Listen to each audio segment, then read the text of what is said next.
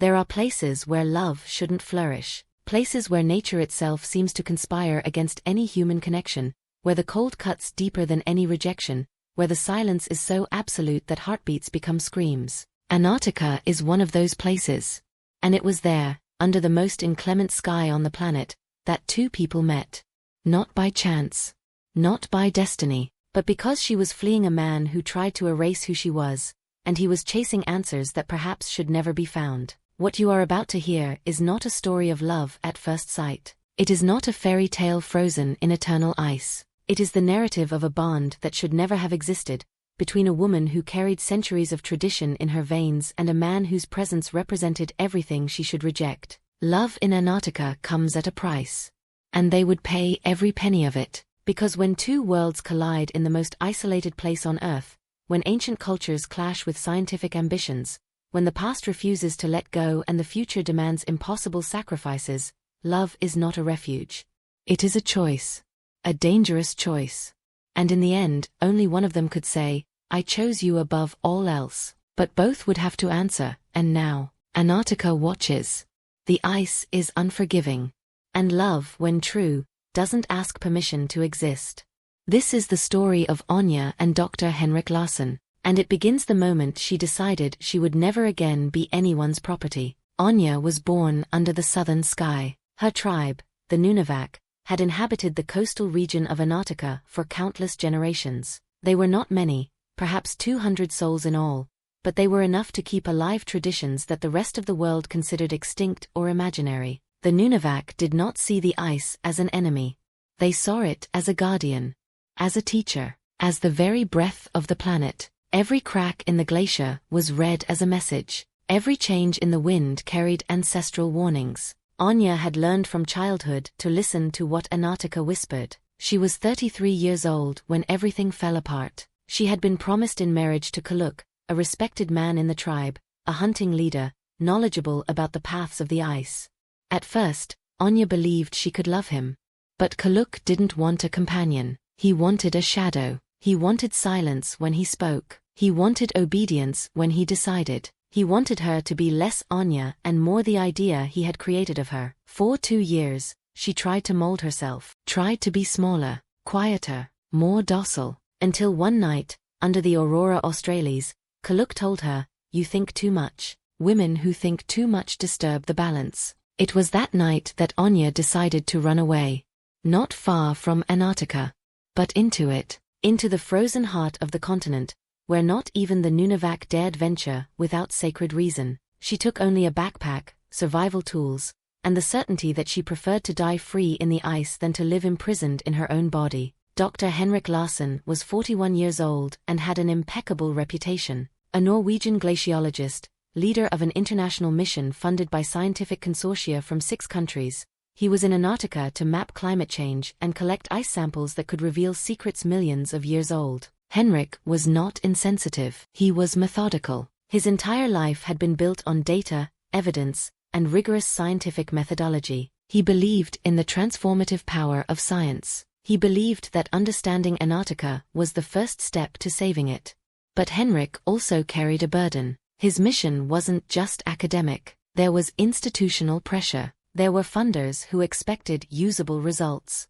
There were whispers about future mineral resource exploration. Henrik told himself his research was pure, but deep down he knew the data he collected could be used to justify what he feared most, the definitive invasion of Antarctica. He tried not to think about it. He focused on the work, on the samples, on the measurements, on the comforting certainty that science was neutral. But Antarctica is not neutral, and she was about to teach him that.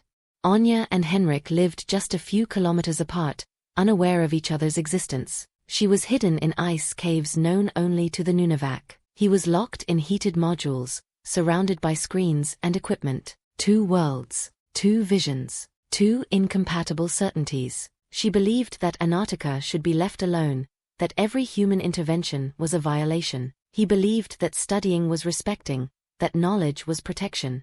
Neither of them was completely right. Neither of them was completely wrong.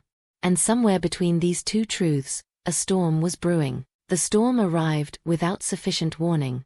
Henrik had learned that in Antarctica, sufficient warning was a relative concept. Katabatic winds, masses of icy air descending from the mountains at deadly speeds, could turn a workday into a nightmare in a matter of minutes.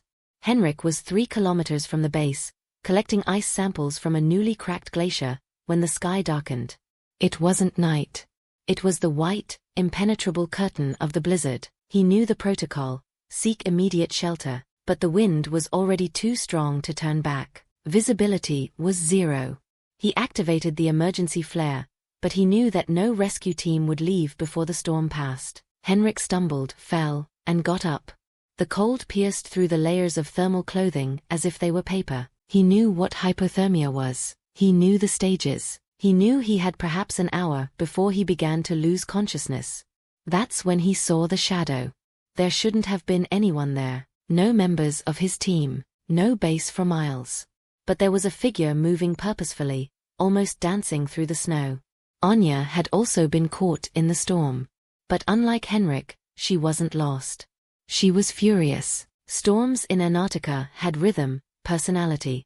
This one wasn't natural. It was chaotic, angry, as if the continent itself were reacting to something. She knew where the shelter was, a rock formation 200 meters away, with a narrow crevice leading to a small cave. She was heading there when she almost tripped over Henrik. For a moment, they stared at each other through masks of snow and ice. Anya saw his eyes, blue, terrified, human.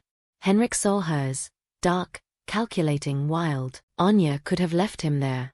Part of her wanted to. This man was from the scientific base. He represented invasion. He represented everything she had been raised to protect herself against. But Antarctica doesn't tolerate abandonment. And Anya knew that better than anyone. Without saying a word, she grabbed his arm and pulled. Henrik, stunned, followed. He had no choice. Follow or die. The walk to the cave lasted perhaps 10 minutes, but it felt like an eternity. The wind howled like a living creature. The snow cut into exposed skin. Henrik completely lost his sense of direction. He only knew that there was a woman in front of him, moving with impossible certainty through the white chaos. When they finally entered the cave, the silence was deafening. Henrik collapsed onto the icy ground, gasping for breath in painful gasps. Anya sealed off the makeshift entrance with compacted snow, creating a barrier against the wind. Then she really looked at him for the first time. He removed his thermal mask. Pale face, gray beard, eyes still wide with fear and adrenaline. You saved me," Henrik managed to say in English, his voice hoarse. Anya didn't answer immediately. She also took off her mask. A delicate face, features that blended Asian ancestry with something older, indefinable. Eyes that seemed to have seen more winters than her 33 years suggested. "I didn't save you," she said finally, in hesitant but clear English. "I saved Antarctica from having to carry another body." Henrik blinked, processing the response. Are you from the Nunavak?" Anya stiffened. So he knew. Of course he knew. Scientists always knew. Always studied. Always catalogued. "And you're from the base that's drilling through the ice as if it were your property." It wasn't a question. It was an accusation. Henrik opened his mouth to defend himself, but closed it. She wasn't entirely wrong. "The storm will pass in a few hours," Anya continued, ignoring his discomfort. "Then you can go back to your base. And I'll go back to where you'll never find me again." "I wasn't trying to." "It doesn't matter what you were trying to do. What matters is what you're doing." Silence. Outside the cave, the wind continued its ancient lament. Henrik realized he was trembling. Not just from the cold, from something deeper. He had just been saved by someone who saw him as an enemy. Anya lit a small portable stove. The orange light danced on the icy walls of the cave, creating hypnotic patterns. "Drink," she said, offering a metal mug of hot tea. Henrik accepted, his numb fingers barely able to hold on. "Thank you," he murmured. Anya didn't answer. But something in her posture softened, almost imperceptibly. Antarctica had brought them together. And for now, they had to coexist in that small space of ice and silence. Neither of them knew yet that this encounter would change everything. The storm lasted 6 hours. 6 hours of silence broken only by the wind outside and the occasional cracking of the ice. Henrik and Anya shared the small cave like cautious strangers, each occupying their own corner, each lost in thoughts they did not share. Henrik watched Anya when he thought she wasn't looking. The way she moved, economical, precise, without a wasted gesture. The way she listened to the ice, turning her head slightly as if deciphering a language he would never learn. Anya watched Henrik with the same furtive gaze. She saw the tension in his shoulders, the way he compulsively checked his equipment, as if data and measurements could protect him from the vastness around him. She recognized that fear. It was the fear of someone who didn't belong. When the storm finally passed, the silence was almost violent in its contrast. "You can go now," Anya said, beginning to dismantle the snow barrier at the entrance. Henrik stood up, his joints protesting. He should have been relieved. He should have thanked them and left. But something bothered him. "Are you going to stay here?" he asked. "That's none of your business." "I'm not being intrusive. Henrik hesitated. "I'm worried." Anya stopped what she was doing and looked at him with an expression that Henrik couldn't decipher. "You don't know me well enough to worry." "No. But you saved me. That means something." "It just means I'm not a monster.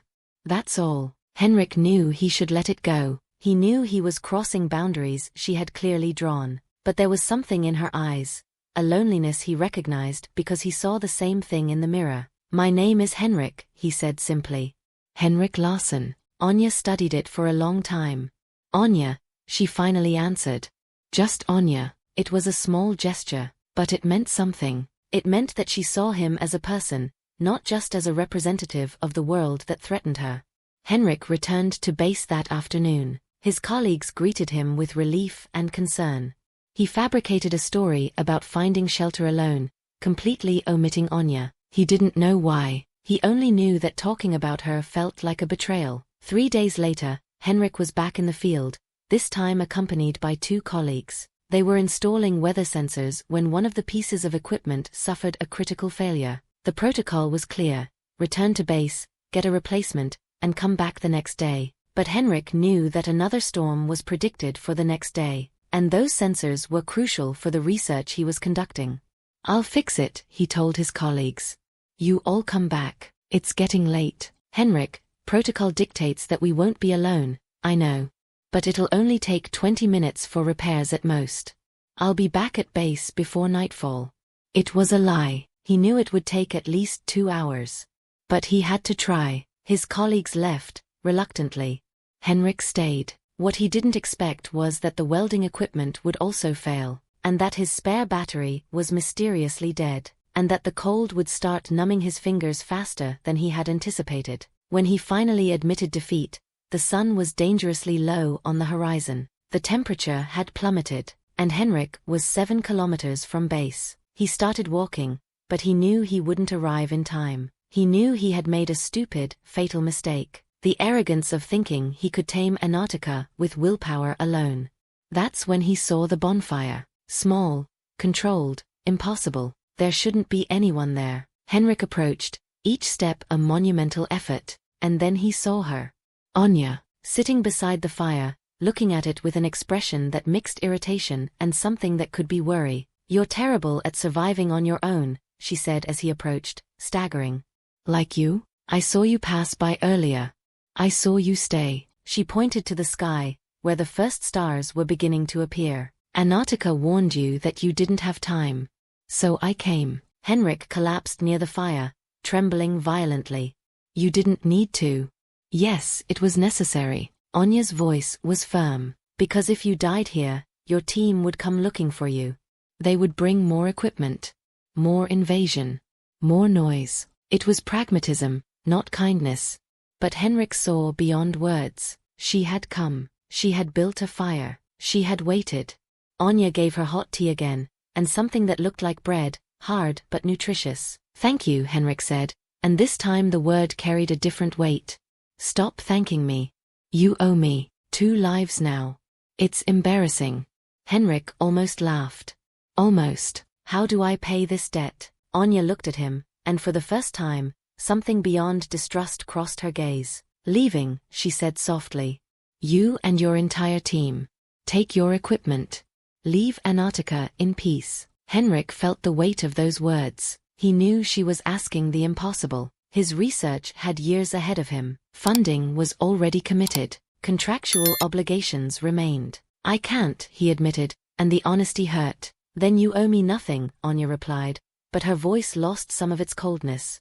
They stood silent, watching the flames dance. And something changed. Something subtle, yet undeniable. Henrik had broken protocol to fix a piece of equipment. And Anya had broken her own rule, avoiding any contact with the scientists, to save him again. They had both made choices. Small ones, perhaps. But choices nonetheless. And in Antarctica, where every decision can mean life or death, small choices are never truly small. When Anya had accompanied him halfway to the base, Henrik turned to her one last time. Will I see you again? He asked. Anya didn't answer. But she didn't say no either. And that, in some strange way, was enough hope. The meetings began to occur with a frequency that neither of them admitted was intentional. Henrik told himself he was simply expanding his area of research. Anya told herself she was merely monitoring the intrusive presence of the scientists. But the truth was simpler and more frightening. They began searching for each other. It was during the 5th meeting that something definitively changed. Henrik was documenting the movement of a glacier when Anya appeared, silent as always. He was no longer startled by her sudden appearances. You're doing it wrong, she said without preamble. Henrik looked up from his equipment, raising an eyebrow. Wrong how? You're measuring the surface. But the glacier speaks for what's underneath. Henrik was about to explain scientific methodology, but something about her certainty made him pause. Show me, he said, instead of arguing. The look of surprise that crossed Anya's face did something strange to Henrik's chest. She took him to an area he would never have explored on his own. A region where the ice had an eerie transparency, like endless blue glass. Through the surface, Henrik could see layer upon layer of compressed time. Look, Anya said, kneeling beside a specific formation. See how the ice is cracked here, but not there. It's not random. It's a response. Antarctica responds to what we do. Henrik knelt beside her, so close he could feel the warmth of her body even through her layers of clothing. How did you learn that? He asked, his voice low, almost reverent. My people read the ice like you read books. Each layer is a story. Each crack is a consequence. Henrik looked at her, really looked. The way her eyes sparkled when she spoke of Antarctica, the passion that vibrated in every word. Teach me, he said. And Anya, against all her instincts, said, yes. In the days that followed, Anya became Henrik's unwitting guide through a side of Antarctica that no scientific equipment could reveal. She showed him how to read wind patterns in the snow, how to predict storms by the color of the sky, how to listen to the creaking of the ice and know if it was safe or dangerous. Henrik, in turn, shared with her what he saw through the lens of science. He showed temperature data that confirmed what the Nunavak already knew intuitively. The planet was feverish. He showed satellite images that revealed accelerated melting. He explained chemistry, physics, and biology. And at some point between ancestral knowledge and modern science, between tradition and innovation, they ceased to be adversaries and became something different. It was during an aurora australis that Henrik finally understood. They had camped on a high plateau, Anya teaching Henrik about traditional Nunavak star navigation. When the aurora burst across the sky, they both fell into absolute silence. Curtains of green and purple light danced above them, so vivid they seemed tangible. Henrik had seen auroras before. He had studied the physics behind them, but he had never actually view.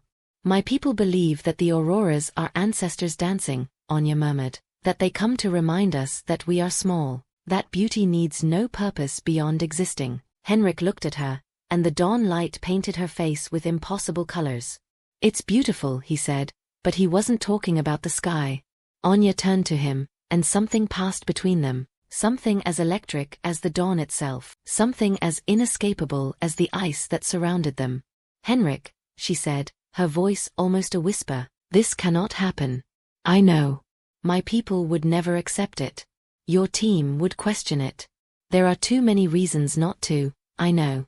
But he approached anyway. And she didn't move away. The first kiss was hesitant. Almost accidental. Cold lips meeting cold lips, warming each other slowly, carefully, as if both knew they were crossing a border from which there would be no return. When they parted ways, Anya's eyes were moist. "We can't," she repeated, but her hand found his. "Just tonight," Henrik said. "Can we have just tonight?" Anya looked up at the sky, where the ancestors danced, and made the most dangerous decision of her life. "Just tonight," she agreed. They stood there under the dawn, bodies close together, sharing warmth and silence and something too great to be named. Henrik pointed to a constellation. "That's Orion. The hunter." Anya smiled, a small, sad smile. "For us, they are the three brothers, lost in the hunt, transformed into stars to forever guide others. Same stars. Different stories." "Perhaps all the stories are the same," Anya murmured. "Only the names change." They watched the sunrise together, in contemplative silence. The Antarctic landscape around them was utterly serene, endless snow shimmering pink and gold in the growing light. Seals crawled in the distance. A solitary bird traced arcs in the pale sky. "It's perfect," Henrik said. "Yes," Anya agreed. "That's why we need to protect it. Not study it to death, protect it." Henrik felt the tension return, reality pushing back into that moment of beauty. What if studying is a way to protect? What if understanding is the first step to saving? What if some things don't need saving by you? Anya replied, but her voice held no anger. Only sadness. What if some things just need you to leave them alone? There was no easy answer, and they both knew it. When they finally descended from the plateau, something had irrevocably changed between them. They were no longer strangers. They were no longer just acquaintances. They were two people falling in love in the most unlikely place in the world. And Antarctica watched, patient and ancient, knowing what they did not yet know, that true love in the land of eternal ice always exacts its price. Always. The following weeks were stolen, furtive moments between responsibilities and worlds. Henrik lied to his team about solo expeditions. Anya disappeared from her tribe for days, inventing excuses about solitary purification rituals. They met in places only Anya knew, hidden caves, secret plateaus, crevices in the ice where the outside world seemed not to exist. And with each encounter, the line between them grew more blurred. It was during a particularly violent storm that everything changed definitively. Henrik had left the base against direct orders. There was a warning from Blizzard, but he had to see Anya. He had to. It was an irrational, urgent need that didn't respond to logic or security protocol. When she arrived at their usual meeting point, a rock formation Anya called the Stone Fingers, she was already there, pale with worry and fury. "You're an idiot," she said, clutching her coat. "A complete idiot. The storm is going to get worse. You shouldn't have come." "You're here," Henrik replied, breathless. "You survive storms. You don't. Then teach me." Anya pulled him into a nearby cave, narrow but deep, where the wind didn't reach. She worked quickly, sealing the entrance, organizing supplies, preparing the small space for a prolonged wait. Henrik watched, marveling at her skill, at the way each movement had a purpose. When they finally stopped, exhausted, the silence in the cave was absolute. Outside, the world roared. Inside, there was only their breathing, mist forming in the icy air. "We're going to be stuck here for hours," Anya said, but it didn't sound like a complaint. "I know." She looked at him, and there was something different in her eyes. Something determined. "Henrik, this is madness. What we're doing is madness. I know. My people, if they find out I'm with you. And my team," Henrik finished. "And the funders. And the ethical protocols. I know, Anya. I know all of that. Then why?" Her voice broke. "Why continue?" Henrik took a step towards her. He took off his gloves. He reached out and touched her face with infinite tenderness. "Because when I'm with you, Antarctica makes sense. Because you showed me that there are things that data can't measure. Because he took a deep breath. Because I fell in love with you." Tears streamed down Anya's face. "Don't say that." "Why?" "Because me too," she whispered. "And that makes it all the worse." Henrik pulled her close, and she came without resistance. They embraced in the cold, two bodies seeking warmth, comfort, connection. "One night," Anya said against his chest. "You said one night. But there have been dozens already." "I lied. I can't stop." "Me neither." They kissed, and this time there was no hesitation. It was hunger. It was need. It was months of tension and desire and fear transforming into something physical, urgent, real. Anya pulled him down to the cave floor where she had spread out furs and thermal blankets. Henrik followed her, body against body, heat seeking heat. "Are you sure?" he asked, even though every fiber of his being begged her to say yes. "I've never been less certain of anything," Anya replied, pulling him closer.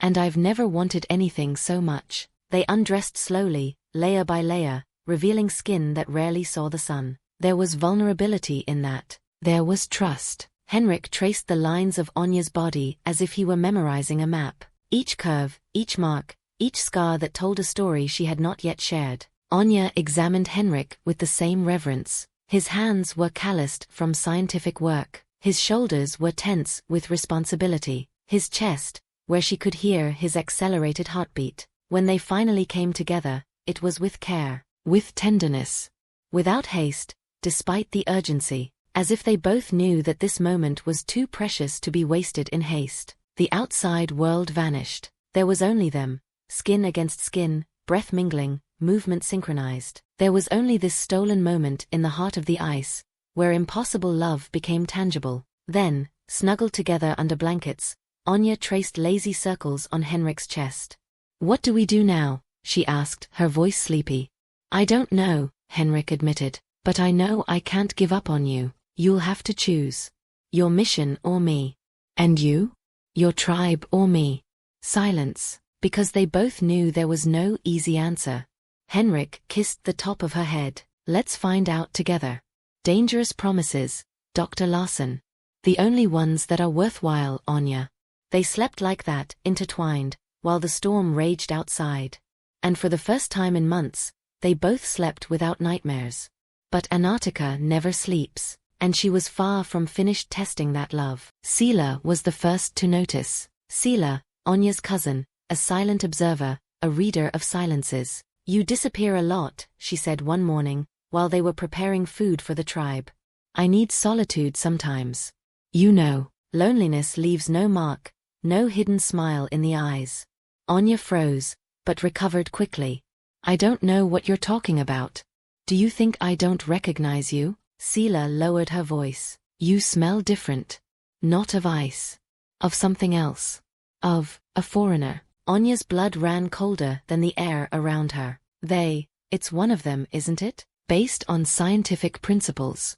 That's not what you think. So what is it, Anya? Sela's voice was tense, not with anger, but with fear. "You know what happened to Neela. You know what they do to women who mix with foreigners." Anya knew. Neela, 2 generations ago, had fallen in love with a whaler.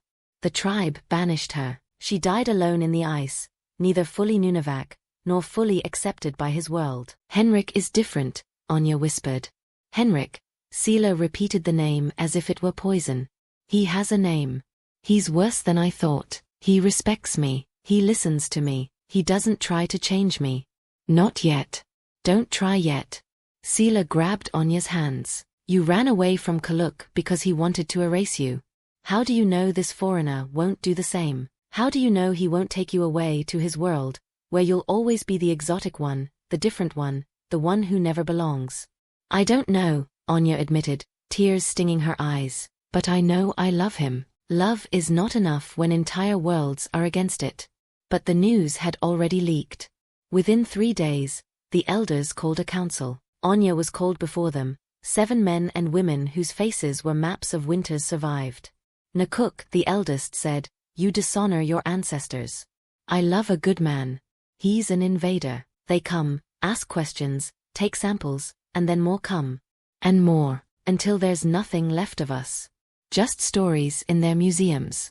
Henrik is not like that. They all say it's not like that. At first, Anya took a deep breath, "Then banish me.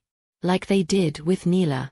But don't ask me to deny my heart." The elders exchanged glances. Finally, an elder named Ulu spoke, her voice surprisingly gentle. "We're not going to banish you, child. But if you choose him, you choose them. And when they're gone, and they always will be, you'll have nothing. No him. No us. No home." Was it a threat or a warning? Anya didn't know. Dr. Sarah Chun was the first to confront Henrik. You are jeopardizing the mission. Henrik looked up from the samples he was cataloging. Sorry? Your solitary expeditions. Your disappearances. Henrik, you are the leader of this team. People notice. I am fulfilling my duty. You're lying. You're different. Sarah crossed her arms. There are rumors about you and a native woman. Henrik felt his stomach clench. Rumors are just that. Are they? Because if they are true, you are violating at least 3 different ethical protocols. Unauthorized engagement with the local population. Possible cultural contamination. Conflict of personal interest in research that should be objective. I'm not infecting anyone. No. Sarah leaned forward. Then what are you doing, Henrik? Falling in love? Because if you are, you know it only ends one way. Either she gets hurt, or you get hurt, or the research gets hurt. Probably all 3. You don't understand. I understand perfectly. You are alone, vulnerable, in one of the most isolated places on the planet. It's easy to confuse human connection with love. It's not a misunderstanding, Henrik said, his voice low but firm. It's real. Sarah sighed, and some of the hardness left her expression. Henrik, I like you. You're a good scientist. A good leader. But if this gets out to the funders, there's no way any discussion will save it. They'll remove you. They might even end the whole mission due to ethical contamination. What if I resign? The mission? Sarah seemed genuinely shocked. You've dedicated 5 years to this project. You're close to discoveries that could change our understanding of climate change. You're going to throw it all away for what? A 3-month romance. It's not a 3-month romance. What is it? True love. Sarah's voice was a mix of pity and impatience. Henrik, what happens when the mission is over? When you go back to Oslo? Does she come with you? Leave her entire culture behind? Or do you stay here? Abandon your career, family, your whole life? Henrik had no answer, because those were precisely the questions that kept him awake at night. 3 days later, an email arrived from the funders. Someone had reported irregular behavior. They demanded a full report on Henrik's activities. The wall was closing in. When Henrik and Anya met that night, they both carried the weight of their worlds. My tribe knows, Anya said. My team too. They looked at each other, and for the first time, the future seemed less a possibility and more an impossibility. What do we do? Anya asked. Henrik pulled her close. We fight. Or we give up. There is no middle ground. Fighting means losing everything, for both of you. And give up? It means losing each other. The wind howled around them, as if Antarctica itself were paying attention. Perhaps, Henrik said slowly, there is a third option. Something that neither of our worlds imagined. Like what? I don't know yet. But we'll find out. It was a fragile promise. But it was all they had. The decision came in the form of an ultimatum, from both sides, almost simultaneously. The elders summoned Anya at sunrise.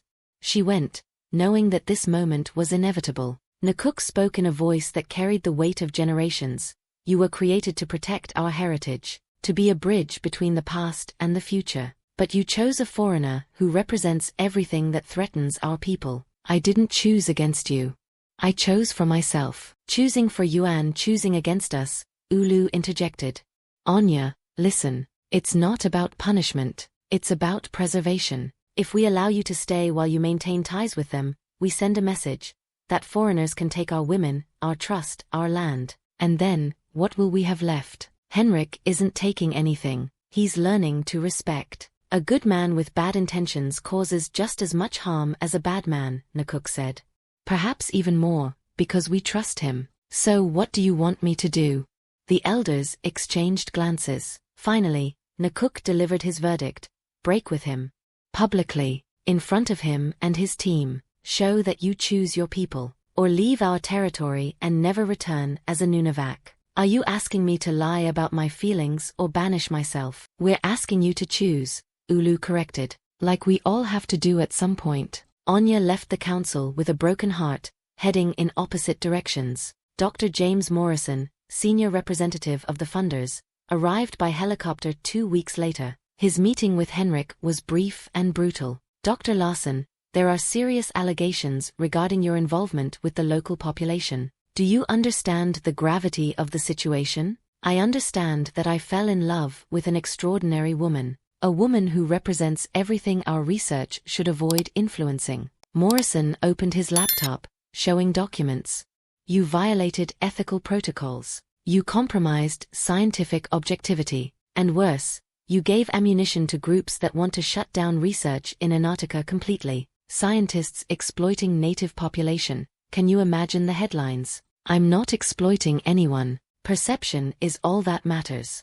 And perception is terrible. Morrison leaned forward. So here's your choice. You publicly renounce any personal relationship with the native. You make a written statement committing to zero contact from now on. And you finish your research in the next 6 months with dignity. Or you are removed immediately, the mission is terminated, and your career ends in scandal. You can't. We can.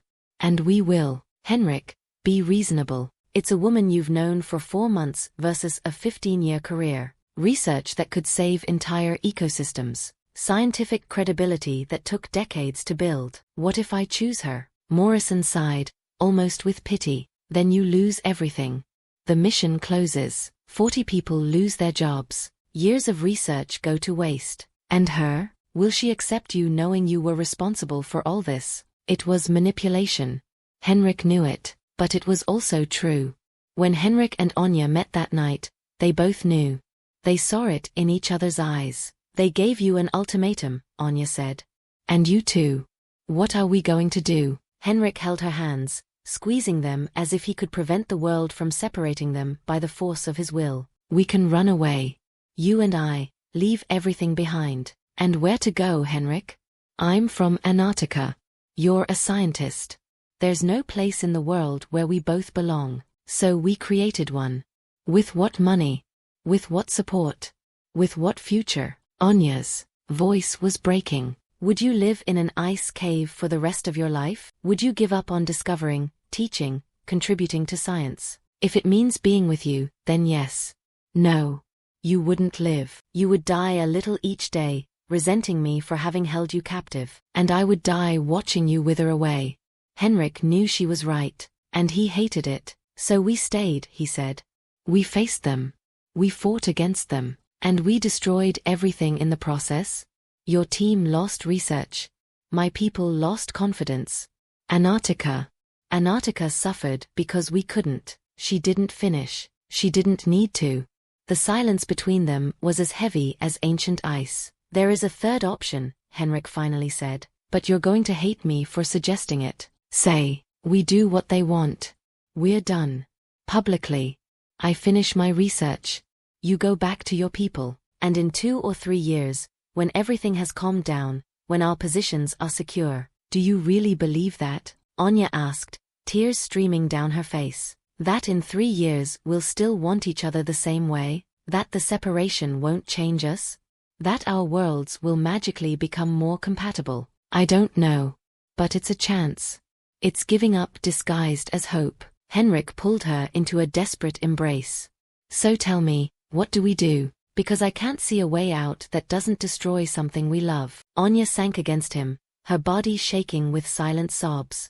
I don't know, she admitted. For the first time in my life, the ice has no answer. They stayed like that for hours, holding on to each other while the world demanded they let go. And then it happened. Antarctica, which had been silently observing all this time, decided to intervene. A monstrous crack echoed through the ice. Not a storm. Not wind. Something deeper. Older. Henrik and Anya separated, looking around with growing alarm. What was that? Henrik asked. Anya was pale, her eyes wide. The glacier. It's moving. It shouldn't. Not at this time of year. Not like this. Another bang. And another. We need to go back, Henrik said. To warn my team. And my tribe, Anya added. They looked at each other, and a silent understanding passed between them. Antarctica was speaking, and the message was clear. Your personal problems were insignificant compared to what was to come. Together, Henrik asked, extending his hand. Together, Anya agreed, picking it up. They ran through the polar night, and for the first time in weeks, they were not torn between 2 worlds. They were united against something bigger than both of them. The real test was only just beginning. The glacier was disintegrating. Not melting, disintegrating, fragmenting into chunks the size of buildings, creating waves of displacement that threatened both the scientific base and the Nunavak village. Henrik arrived at the base first, breathless, eyes wide. Evacuation. Now, the Nordenskjold Glacier is collapsing. Sarah looked at him as if he had gone mad. That's impossible. Our sensors would have. Your sensors are wrong, Henrik shouted, something he never did. I saw it. I heard it. We have maybe 6 hours before the ice flow hits here. How can you know? Because someone who has been reading ice for generations told me. Understanding crossed Sarah's face. Anya. But there was no time for questioning. Henrik began shouting orders, the scientific team going into emergency mode, packing essential equipment, preparing for evacuation. Meanwhile, Anya arrived at her tribe, shouting warnings. The Nunavak didn't question it. They trusted the ice. And if Anya said the ice was furious, it was true. Nakuk organized an immediate evacuation to the highlands. But there was a problem. The oldest ones, Ulu said, 3 of them can't make the trek. It's an 8-hour drive to safety, so we carried them. We don't have enough strength, not in time. Anya looked towards the scientific base. She thought of Henrik, of his team, of their vehicles. I know who can help. No, Nakuk said immediately. We're not going to ask the invaders for help. They are not invaders now. They are our only chance to save our elders. Eyes. If our culture is worth preserving, then it's worth saving the people who carry it, she was shouting now. Pride cannot be worth more than life. Nakuk looked at the frail, frightened elders. And his face hardened. Go. But hurry. Anya ran like she had never run before. Henrik was coordinating the loading of equipment when he saw her arriving, nearly collapsing from exhaustion. Eyes. I need help, she said between gasps. My tribe. The elders can't evacuate on their own. We need vehicles. We need you. Sarah stepped forward. Our vehicles barely fit our team. There's no room for. Then leave the equipment behind, Anya interrupted. Save people first. This equipment is worth millions, years of research. And those elders are worth an entire civilization. Anya was trembling, not from cold, but from desperate urgency. Please. I'm begging you. Henrik did not hesitate. Download everything that's not essential. Essential data goes in one vehicle, people in all the others. Henrik, you have no authority to. Yes, I do. I'm still leading this mission until I'm officially removed. And I'm making my decision. We save people first. Eyes were exchanged. And slowly, the team began to follow orders. 3 vehicles followed Anya to the Nunavak village. When they arrived, there was palpable tension. Nunavak people looked suspiciously at the scientists. Scientists uncomfortable among a population they saw as subjects of study. Henrik got out of the vehicle and went straight to Nakuk. We came to help, without conditions, without expectations. Just to help. Nakuk studied it for a long time. You are the man who stole Anya's heart. I didn't steal it. She gave it to me, just like I gave her mine. And now?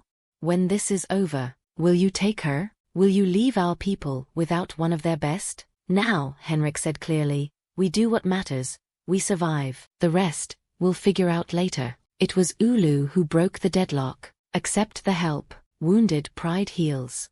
Death does not. In the minutes that followed, something extraordinary happened. Scientists carried Nunavak elders with reverent care. The Nunavak guided the scientists through safe paths on the ice. 2 cultures, which had spent months in mutual distrust, were working as a single organism. Anya and Henrik worked side by side, coordinating the evacuation. This doesn't change anything, Anya said as they helped an elderly woman to the vehicle. Once we're safe, the problems will continue. I know. But at least we'll be alive to face them. The journey to the highlands was perilous. The ice cracked behind them. Twice they had to swerve to avoid opening fissures. Once, a vehicle nearly fell into a newly formed abyss, saved only by Sarah's driving skills. When they finally reached safety, a rocky plateau high enough to be out of danger, they all collapsed exhausted, and then they turned to observe. The Nordenskjold Glacier was dying. Mountain-sized chunks were breaking off, creating waves of ice and snow that swept everything in their path. The sound was apocalyptic, continuous thunder that made the earth tremble. The scientific base was swallowed up in minutes. The Nunavak village disappeared under a white avalanche. Years of research. Generations of home. All destroyed. A heavy silence fell over the survivors. Then, slowly, Nunavak and scientists began to process what they had lost. Sarah began to cry silently. Years of work gone. Anya comforted Ulu, who stared at the place where her home had stood for 80 years. And in the midst of the chaos, Henrik and Anya met. "We lost everything," she said. "Not everything. We're alive." "What for?" "My tribe has no home. Your mission has no base." Henrik looked around. Nunavak sharing blankets with scientists. Sarah teaching a young Nunavak how to use heating equipment. Nakuk accepting hot tea from Morrison. "Perhaps," Henrik said slowly, "Antarctica was trying to teach us something." "What?" "That we are small. That our divisions are even smaller. That when something truly important happens, there is only one side, the human side." Anya looked at her people, at Henrik's team, all mixed together, all survivors. "Antarctica exacts its price," she murmured. "Always." Henrik took her hand. "But it also teaches. If we are willing to learn." Nakuk approached, leaning on an improvised staff. "We need shelter, food, a plan." Henrik nodded. "We have communication equipment. We can call for ransom." "And then what?" Nakuk asked. "Your people will leave." "My people, we have nowhere to go." The village was everything to us. It was Sarah who spoke, surprising everyone. "What if we rebuilt it together, like this? A new base. Shared, scientists and Nunavak, working together, not as invaders and natives, but as partners. You have ancestral knowledge. We have technology. Together, perhaps we can do something that respects both research and preservation." Nakuk looked skeptical. "Nice words. But what happens when your funders demand exploitation? When pressure comes to use our knowledge against our land? Then we fight," Henrik said. "Together. That's the only way that works now." Anya looked between her tribal leader and the man she loved. "Are you willing to take the risk?" she asked Nakuk. "The risk that perhaps, this time, collaboration will be better than isolation?" Nakuk looked at his tribe, especially at the elders who had been saved by foreign hands. "One chance," he said finally. "But with the first betrayal, the first exploitation, it's over, and you'll be gone forever." "That's right," Henrik agreed. It was a fragile start. It wasn't a perfect solution. But it was a possibility. And in Antarctica, where death is always near and life is always a miracle, possibility was enough. 3 months later, the shared base was beginning to take shape. It wasn't large. It wasn't luxurious. But it was built with respect, every decision made in joint consultation between Nunavak and scientists. Henrik and Anya worked side by side now, without hiding it, without secrecy. Their love was no longer a scandal. It was proof that bridges could be built. It wasn't easy. There was still distrust. There were still moments of conflict. There were still scars from centuries of invasion that months of collaboration couldn't heal. But it was a start. One night, under a particularly vibrant aurora australis, Henrik and Anya walked away from the base, into the silence of the ice. "Do you regret it?" Anya asked. "Choosing me? Losing everything?" Henrik pulled her close. "I didn't lose everything. I lost a career that consumed me. I lost certainties that limited me. But I gained you. I gained understanding. I gained true purpose." Nice words. But what about in 10 years?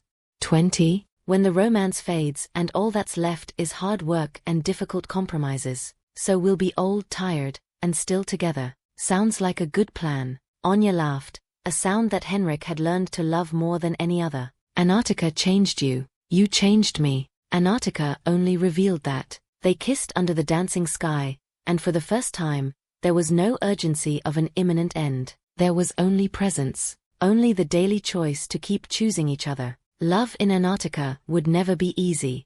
It would never be simple. The ice doesn't forgive, the cold doesn't forget, but true love doesn't need ease.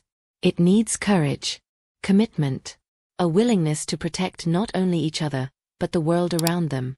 Henrik and Anya learned this the hard way, and through learning, they became something greater than themselves. They became a bridge.